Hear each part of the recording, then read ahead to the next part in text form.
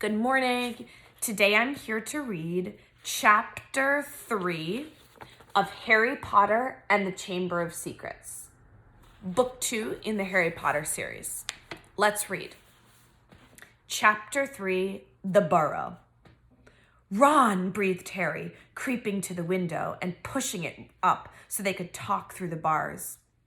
Ron, how did you? What the? Harry's mouth fell open as the full impact of what he was seeing hit him. Ron was leaning out of the back window of an old turquoise car, which was parked in midair. Grinning at Harry from the front seats were Fred and George, Ron's elder twin brothers. All right, Harry? Asked George. What's been going on? Said Ron. Why haven't you been answering my letters? I've asked you to stay about 12 times, and then Dad came home and said you'd got an official warning for using magic in front of muggles. It wasn't me, and how did he know? He works for the ministry, said Ron. You know we're not supposed to do spells outside of school. You should talk, said Harry, staring at the floating car. Oh, this doesn't count, said Ron. We're only borrowing this. It's Dad's. We didn't enchant it. But doing magic in front of those muggles you live with. I told you I didn't, but it'll take too long to explain now. Look, can you tell them at Hogwarts that the Dursleys have locked me up and won't let me come back? And obviously I can't magic myself out because the ministry will think that's the second spell I've done in 3 days. So, stop gibbering, said Ron. We've come to take you home with us. But you can't magic me out either. We don't need to, said Ron, jerking his head toward the front seat and grinning. You forget who I've got with me. Tie that around the bars, said Fred, throwing the end of a rope to Harry. If the Dursleys wake up, I'm dead, said Harry, as he tied the rope tightly around a bar and Fred revved up the car. Don't worry, said Fred, and stand back. Harry moved back into the shadows next to Hedwig, who seemed to have realized how important this was and kept still and silent. The car revved louder and louder, and suddenly, with a crunching noise, the bars were pulled clean out of the window as Fred drove straight up in the air. Harry ran back to the window to see the bars dangling a few feet above the ground. Panting, Ron hoisted them up into the car. Harry listened anxiously, but there was no sound from the Dursleys' bedroom.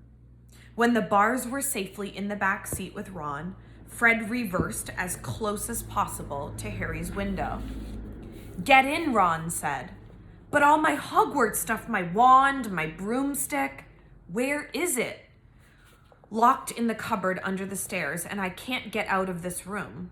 No problem, said George from the front passenger seat. Out of the way, Harry. Fred and George climbed cat-like through the window into Harry's room.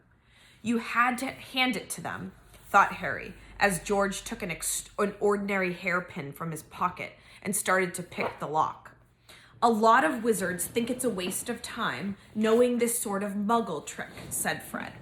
But we feel they're skills worth learning, even if they are a bit slow. There was a small click and the door swung open. So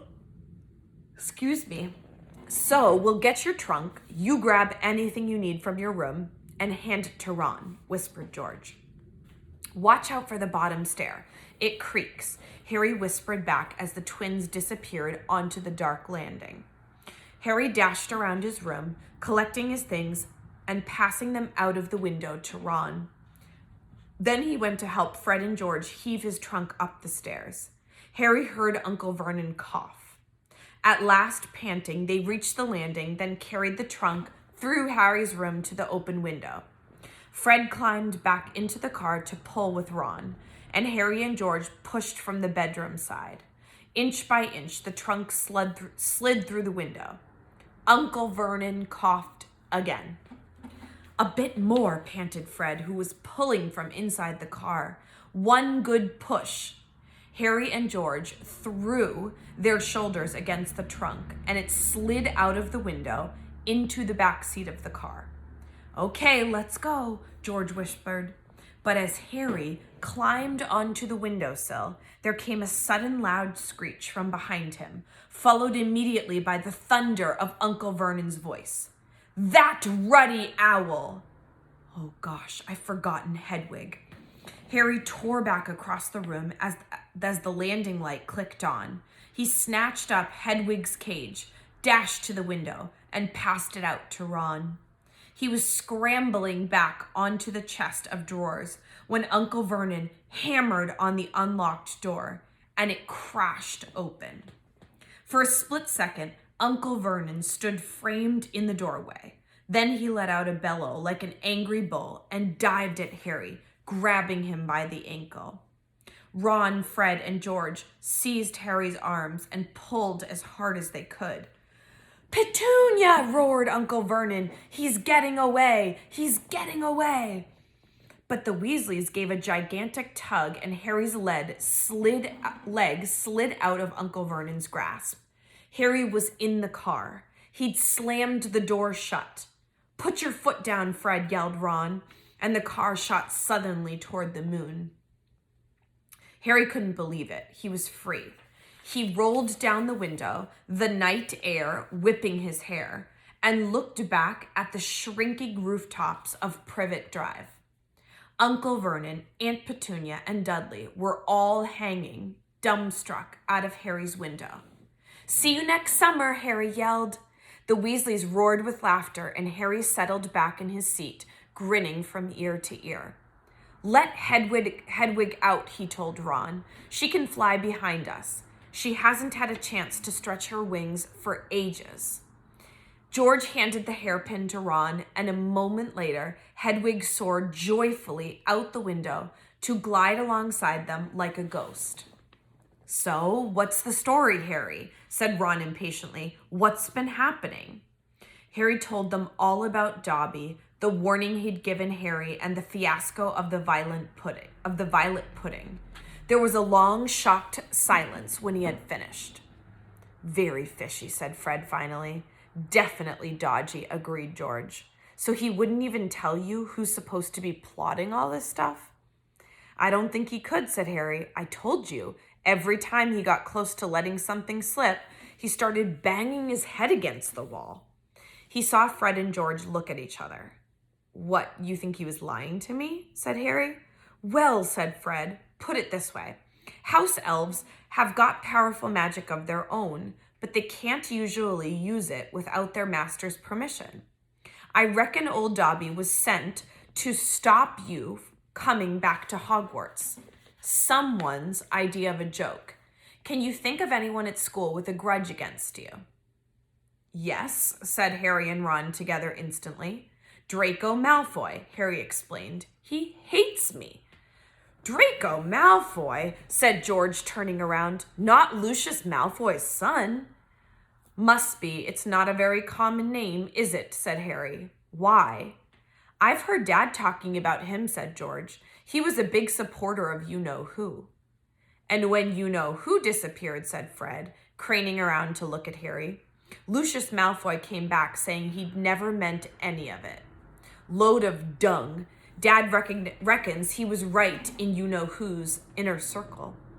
Harry had heard these rumors about Malfoy's family before, and they didn't surprise him at all. Malfoy made Dudley Dursley look like a kind, thoughtful, and sensitive boy. "I don't know whether the Malfoys own a house elf," said Harry. "Well, whoever owns him will be an old wizarding family, and they'll be rich," said Fred. "Yeah, Mum's always wishing we had a house elf to do the ironing," said George. "But all we've got is a lousy old ghoul in the attic and gnomes all over the garden. House elves come with big old manors and castles and places like that. You wouldn't catch one in our house." Harry was silent. Judging by the fact that Draco Malfoy usually had the best of everything, his family was rolling in wizard gold. He could just see Malfoy strutting around a large manor house. Sending the family servant to stop Harry from going back to Hogwarts also sounded exactly like the sort of thing Malfoy would do. Had Harry been stupid to take Dobby seriously? I'm glad we came to get you anyway, said Ron. I was getting really worried when you didn't answer any of my letters. I thought it was Errol's fault at first. Who's Errol? Our owl. He's ancient.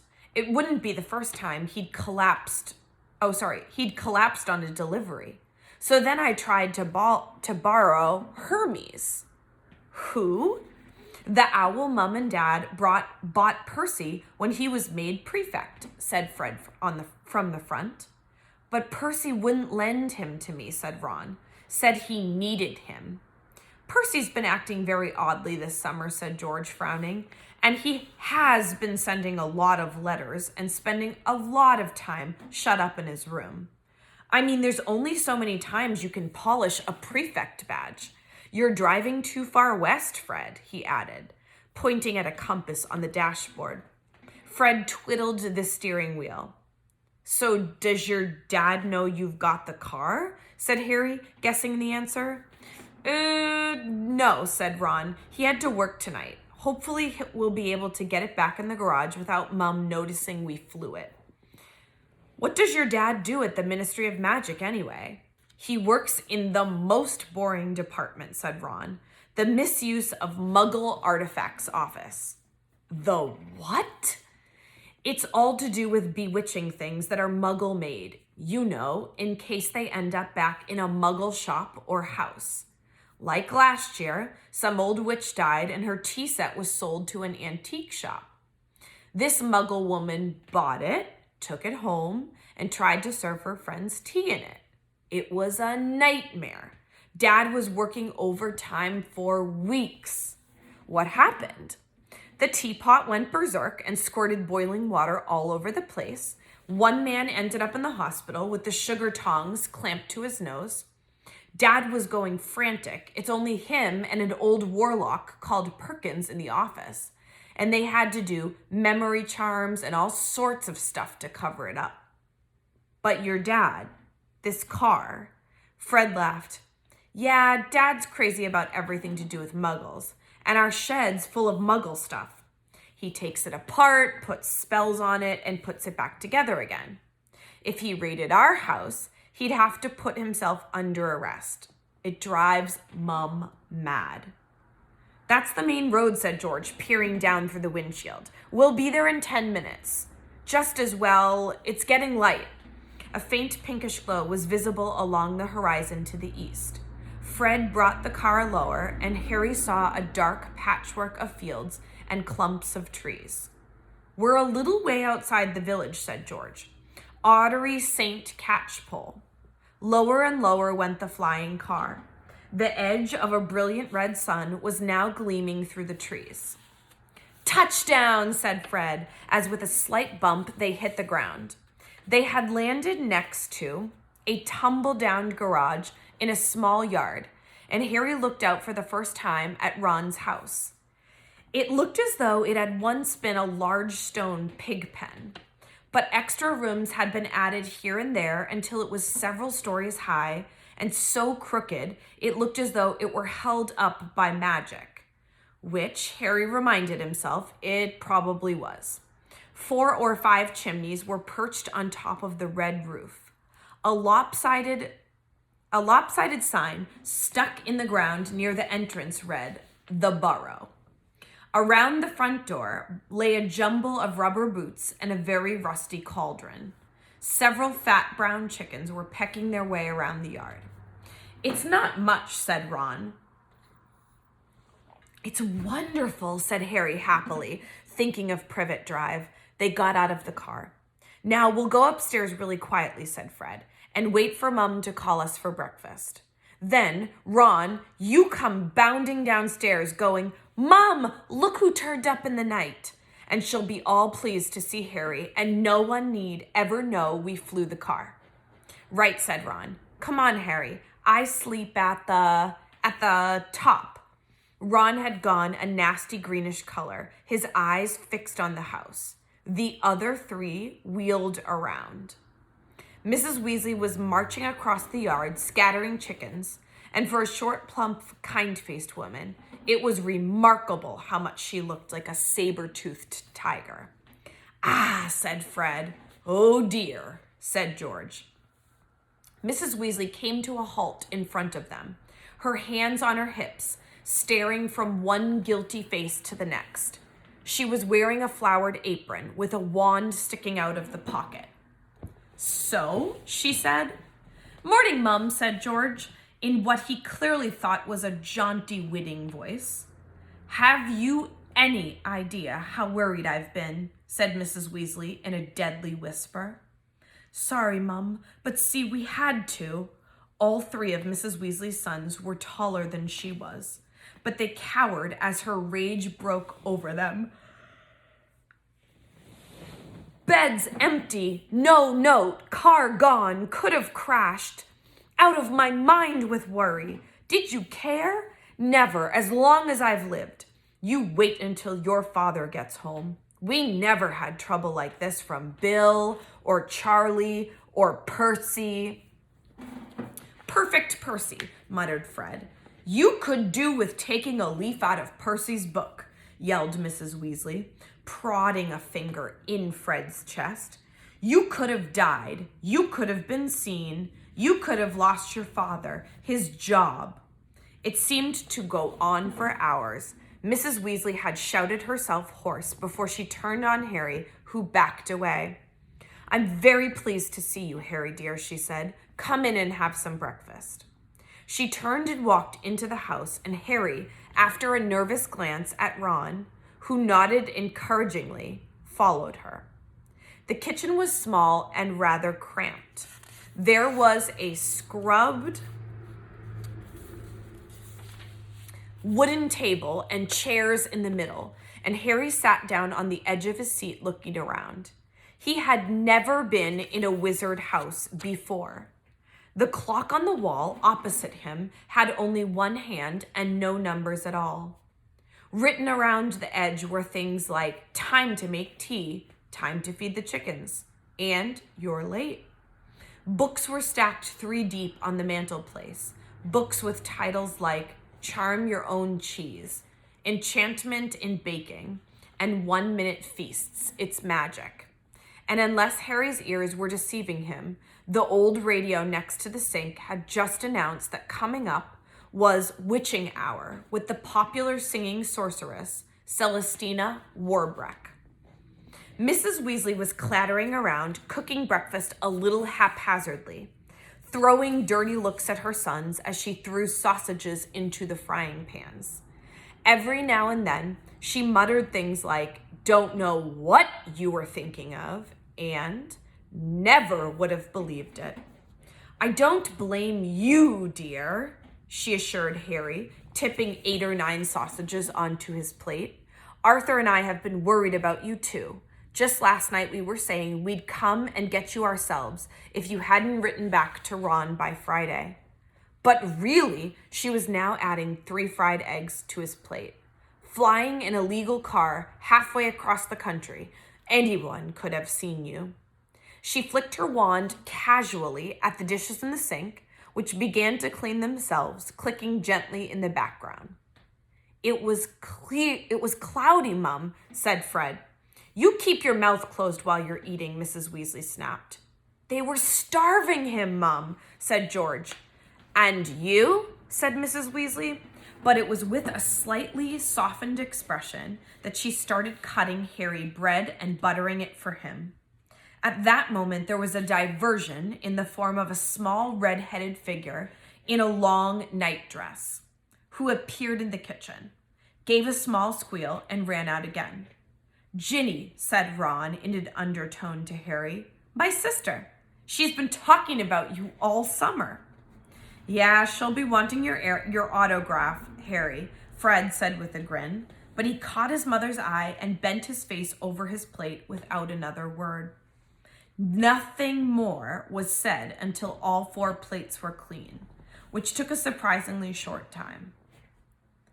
"Blimey, I'm tired," yawned Fred, setting down his knife and fork at last.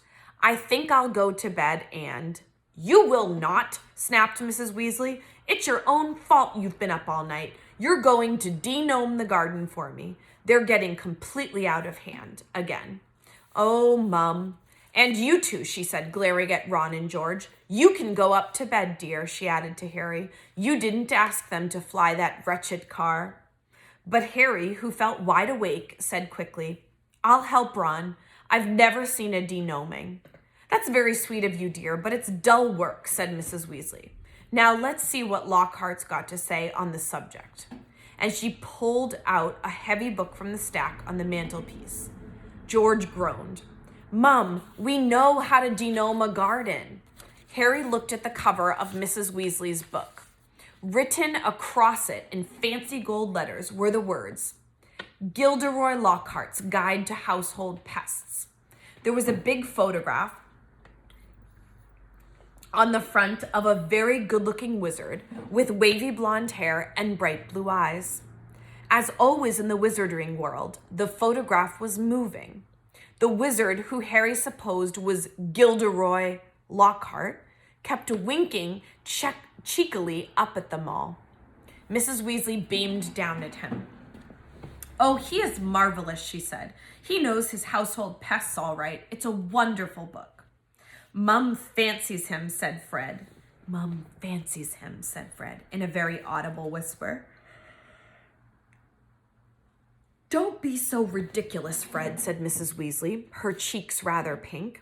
All right, if you think you know better than Lockhart, you can go and get on with it, and woe betide you if there's a single gnome in that garden when I come out to inspect it. Yawning and grumbling, the Weasleys slouched outside with Harry behind them. The garden was large, and in Harry's eyes, exactly what a garden should be. The Dursleys wouldn't have liked it. There were plenty of weeds, and the grass needed cutting, but there were gnarled trees all around the wall. Plants Harry had never seen spilling from every flower bed, and a big green pond full of frogs. Muggles have garden gnomes too, you know, Harry told Ron as they crossed the lawn. Yeah, I've seen those things they think are gnomes, said Ron, bent double with his head in a peony bush. Like fat little Santa Clauses with fishing rods. There was a violent scuffling noise. The peony bush shuddered, and Ron straightened up. This is a gnome, he said grimly. Giraffe me, squealed the gnome.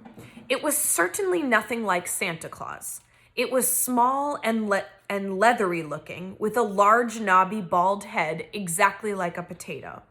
Ron held it at arm's length as it kicked out at him with its horny little feet. He grasped it around the ankles and turned it upside down. This is what you have to do, he said. He raised the gnome above his head. Giraffe me! And started to swing it in great circles like a lasso. Seeing the shocked look on Harry's face, Ron added, It doesn't hurt them. You've just got to make them really dizzy so they can't find their way back to the gnome holes.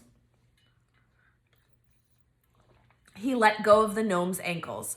It flew 20 feet into the air and landed with a thud in the field over the hedge. Pitiful, said Fred. I bet I can get mine beyond that stump. Harry learned quickly not to feel too sorry for the gnomes. He decided just to drop the first one he caught over the hedge.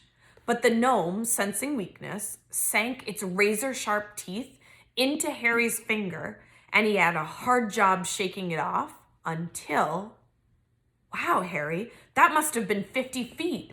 The air was soon thick with flying gnomes. See, they're not too bright, said George, seizing 5 or 6 gnomes at once. The moment they know the de-gnoming's going on, they storm up to have a look. You'd think they'd have learned by now just to stay put. Soon the crowd of gnomes in the field started walking away in a straggling line, their little shoulders hunched. They'll be back, said Ron, as they watched the gnomes disappear into the hedge on the other side of the field. They love it here. Dad's too soft with them. He thinks they're funny. Just then the front door slammed. He's back, said George. Dad's home. They hurried through the garden and back into the house. Mr. Weasley was slumped in a kitchen chair, with his glasses off and his eyes closed. He was a thin man, going bald, but the little hair he had was as red as any of his children's. He was wearing long green robes, which were dusty and travel-worn. "What a night," he mumbled, groping for the teapot as they all sat down around him. 9 raids, 9. And old Mundungus Fletcher tried to put a hex on me when I had my back turned. Mr. Weasley took a long gulp of tea and sighed. "Find anything, Dad?" said Fred eagerly. "All I got were a few shrinking door keys and a biting kettle," yawned Mr. Weasley. "There was some pretty nasty stuff that wasn't my department, though." Mortlake was taken away for questioning about some extremely odd ferrets. But that's the Committee on Experimental Charms, thank goodness. "Why would anyone bother making door keys shrink?" said George. "Just muggle baiting," sighed Mr. Weasley. "Sell them a key that keeps shrinking to nothing so they can never find it when they need it. Of course, it's very hard to convict anyone because no muggle would admit their key keeps shrinking. They'll insist they just keep losing it. Bless them, they'll go to any lengths to ignore magic, even if it's staring them in the face. But the things our lot have taken them to enchanting, you wouldn't believe." "Like cars, for instance?" Mrs. Weasley had appeared, holding a long poker like a sword. Mr. Weasley's eyes jerked open. He stared guiltily at his wife. "Cars, Molly dear?" "Yes, Arthur, cars," said Mrs. Weasley, her eyes flashing. "Imagine a wizard buying a rusty old car and telling his wife all he wanted to do with it was take it apart to see how it looked, while really he was enchanting it to make it fly." Mr. Weasley blinked. "Well, dear, I think you'll find that he would be quite within the law to do that, even if, he maybe would have done better to tell his wife the truth. There's a loophole in the law, you'll find. As long as he wasn't intending to fly the car, the fact that the car could fly wouldn't. Arthur Weasley, you made sure there was a loophole when you wrote that law," shouted Mrs. Weasley. "Just so you could carry on tinkering with all that muggle rubbish in your shed. And for your information, Harry arrived this morning in the car you weren't intending to fly." "Harry?" said Mr. Weasley blankly. "Harry who?" He looked around, saw Harry, and jumped. "Good Lord, is it Harry Potter? Very pleased to meet you. Ron's told us so much about." "Your sons flew that car to Harry's house and back last night," shouted Mrs. Weasley. "What have you got to say about it? Eh?" "Did you really?" said Mr. Weasley eagerly. "Did it go all right? I mean," he faltered as sparks flew from Mrs. Weasley's eyes. That was very wrong, boys. Very wrong indeed."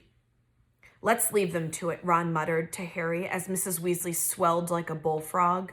"Come on, I'll show you my bedroom."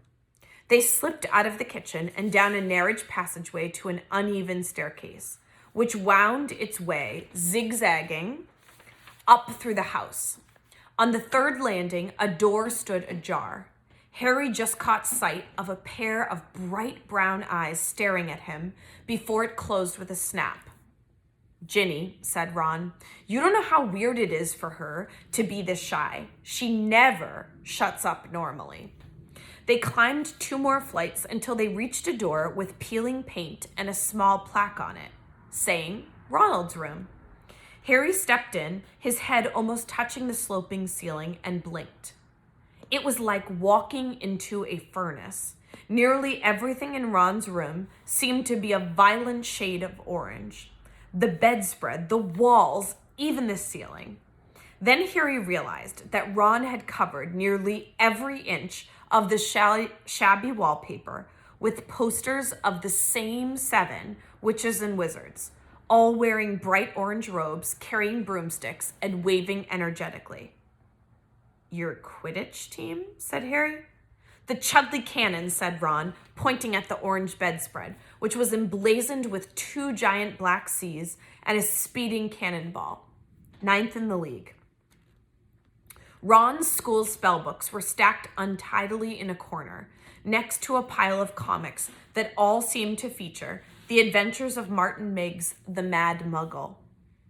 Ron's magic wand was lying on top of a fish tank full of frog spawn on the windowsill, next to his fat gray rat, Scabbers, who was snoozing in a patch of sun. Harry stepped over a pack of self-shuffling playing cards on the floor and looked out of the tiny window. In the field far below, he could see a gang of gnomes sneaking one by one back through the Weasleys' hedge.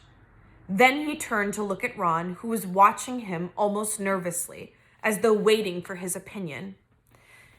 "It's a bit small," said Ron quickly. "Not like that room you had with the Muggles.